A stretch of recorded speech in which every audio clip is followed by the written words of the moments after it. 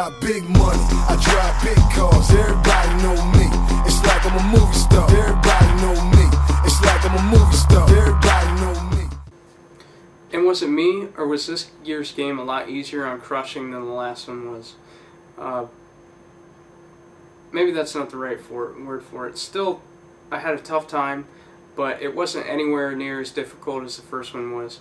I never even finished the first game on crushing. I know I'm a failure, but it was way too frustrating, and at that point a game stops being fun. But this one, it did still feel pretty challenging, but I was able to make it all the way through. So it has I would say the perfect level of difficulty on crushing. Let's see, I also dabbled in some of the multiplayer too, and it definitely scratches the Gears of War itch as far as the multiplayer go. Although I will keep saying it over and over again, people really need to get mics on PlayStation Network, because I played quite a few matches and probably ran into one or two people at each match that had a microphone. So it's hard to communicate with people. The last game on my list for this holiday season is Assassin's Creed 2, which I picked up when Toys R Us had their sale. They had $20 off if you spent $75 on PS3 or Xbox 360 games, and they also offered a $10 in-store gift card at the time. So basically I got $30 off my purchase, and I got Seen It at the same time, which is kind of like a quiz game, and you can use buzz control. Well, I know you guys probably know what Seen It is. You can use buzz controllers with it, which is pretty cool. It was always exclusively on Xbox 360 before, but now they've sought out their own publishing, so you can get it on any system. They have a version for the Wii now, a Twilight version and stuff like that. So if you're into that, check that out. But basically, anyhow, back to Assassin's Creed 2. When I first started playing this game, I was a little bit worried because I had been staring at the awesome graphics of Uncharted 2, and these ones don't exactly stack up, but eventually you kind of adjust back to it. And the environments, though, the characters aren't as detailed as Uncharted 2, but the environments are just awesome. You can look out over these expansive, epic cities, and the Vatican and stuff like that is in it. So it's pretty sweet. One problem with PS3 version, though, is that it has some major problems with pop-in. As you're running off in the distance, you'll see a little tree trunk draw, and then the leaves will pop out on it, and then the textures will pop in. It looks kind of weird. They needed to spend some more time programming that one, but it's still an awesome game to play, and there's quite a bit more to do in this Assassin's Creed than the last one. There's tons of items and objects to collect, and you have glyphs that have puzzles associated with them that you can solve that are leading up to this secret thing in the game. There's feathers you go around and collect. You can collect treasure chests and assassination missions like before, and beat 'em up missions and courier missions and all kinds of things.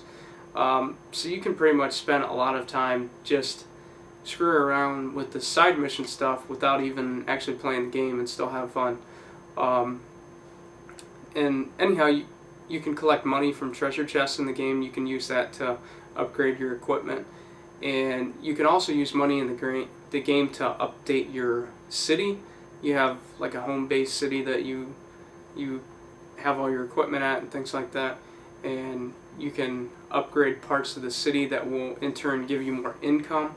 Now what I did is I went ahead and upgraded everything in the city first, and I had tons of income rolling in. I had it coming in to the point where I could pretty much buy anything in the game, and I had all the best equipment really too fast. I probably shouldn't have done that and let it trickle in more, but I got to a point where I was sitting there like, okay, I have all the weapons, now what? I wish there was just like some more swords or something like that I can get. You run out of that kind of stuff really quickly, and I got to Altair's armor very quickly. So then I was just playing through the story and going around collecting crap and stuff like that. It was pretty fun though. Let's see, they've also added quite a few maneuvers to the fighting style. You can take down guards in a variety of new ways. My favorite thing to do so far is to disarm the guard. You'll grab their sword and take it away from them, then cut them up. And you can also use 2 hidden blades at the same time. You can walk up between 2 guards. Say there's 2 guards right here. You just walk up between them, go.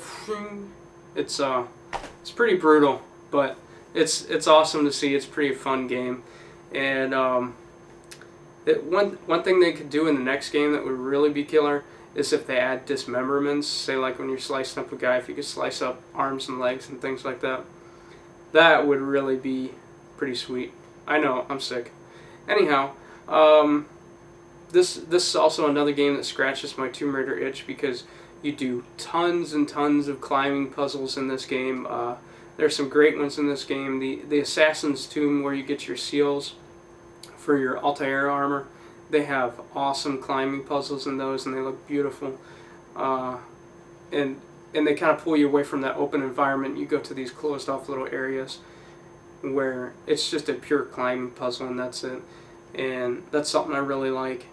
A lot of people on other blogs seem to really like this story a lot better than the last one, but I don't know. It's kind of bland to me. I just kind of cruise through that. But the gameplay more than makes up for it. And I loved Assassin's Creed, the first Assassin's Creed. This one is way more enjoyable than that one. There's still some room for improvement though, so this game gets 4 out of 5. Anyhow, thanks for checking out my blog, and be sure to subscribe to my YouTube videos.